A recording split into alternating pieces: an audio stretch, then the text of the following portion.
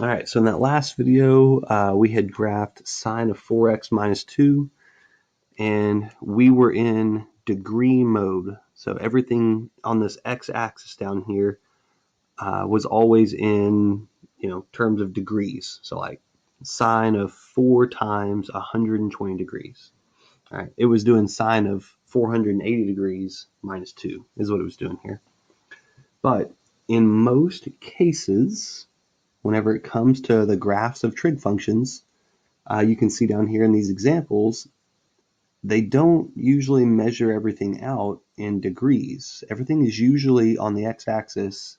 It's usually done in radian mode, okay, in terms of pi, basically.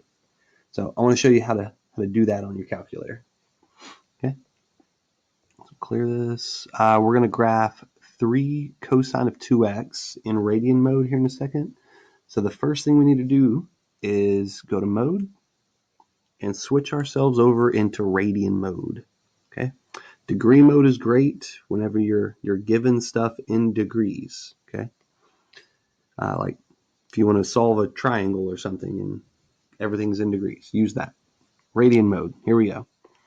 What this allows us to do is to answer questions like sine of 3 pi divided by 2.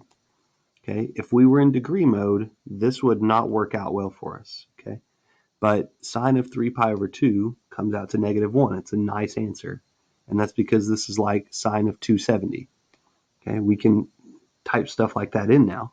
Or if we wanted to do tangent of pi divided by 4, we get +1.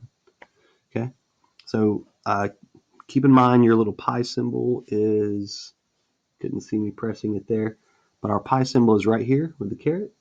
So if I do cosine of 2, and then I hit second, and then the little caret, there you go, 2 pi divided by 3.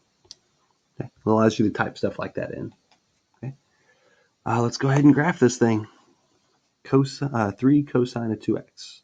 So y equals, we'll do 3 cosine 2x. Okay, and if I just hit graph, let me see what I get here. Yeah, I get a crazy looking graph. And this has something to do with my window again. Okay, so obviously I'm going to have to do zoom trig. So my window is still kind of set in degree standards, right? -360 to 360. If we change this to z trig now, we get something looking a little bit more familiar, looking more like cosine. Okay, of course it starts off at 3. That's my height there, my amplitude, and it's a little bit tighter than the normal cosine function because that's a 2.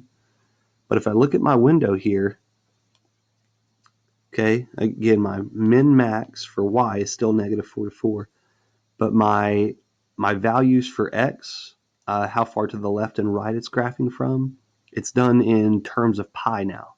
This is supposed to be like -2 pi and +2 pi. Okay?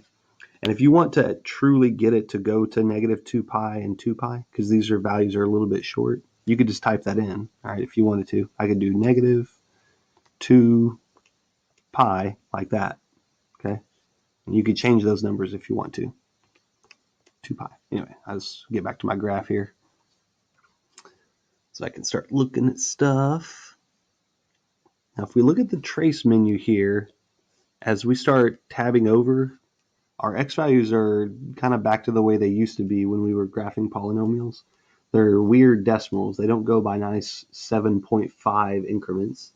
These increments probably have something to do with pi, right? And pi is an irrational, nasty decimal number.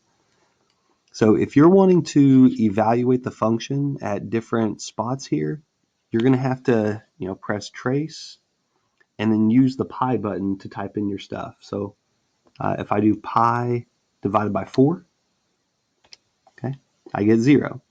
All right, you have to type in the thing that you want in terms of pi. So let's say I wanted to go to, the 180 mark. Well, that would be pi. X equals pi. There it is. So the value of this function at 180 or at pi is 3. Okay, and that's because